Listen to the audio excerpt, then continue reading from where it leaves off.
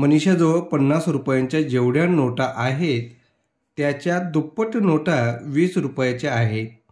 तिच्याजवळ एकूण 2700 रुपये आहेत, तर 50 रुपयाच्या नोटा किती? अशा प्रकारचं उदाहरण हे विद्यार्थ्यांना पाठवलेलं आहे आणि त्याचं विश्लेषण हे आपण या ठिकाणी करून दाखवणार आहोत. तर बघा काय आहे, तर या ठिकाणी 50 रुपयाच्या नोटा किती अशा प्रकारचा प्रश्न विचारलेला आहे. म्हणून या ठिकाणी सर्वात अगोदर आपण काय करूया, 50 रुपयाच्या नोटा बरोबर x मानून घेऊया.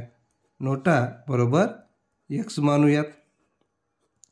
मग 50 रुपयाच्या जेवढ्या नोटा आहेत त्याच्या दुप्पट नोटा या काय आहेत? 20 रुपयाच्या आहेत.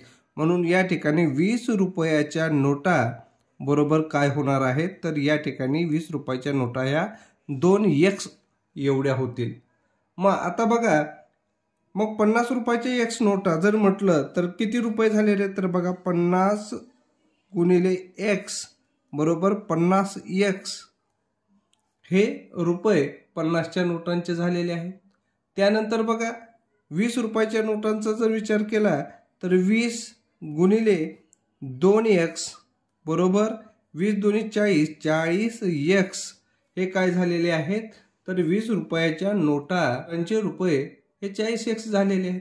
आता या दोघांचे मिळून तिच्याजवळ किती रुपये आहेत? 2700 रुपये आहेत. मग या ठिकाणी बघा 50x अधिक 40x बरोबर 2700 रुपये हे मनीषाजवळ आहे.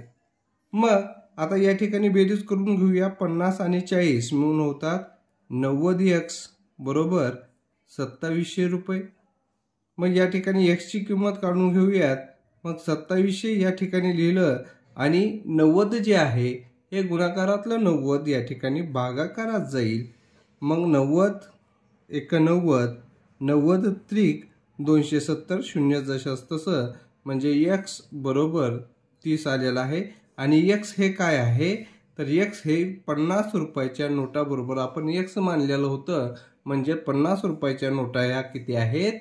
30 नोटा ह्या 50 रुपयाच्या असणार आहेत.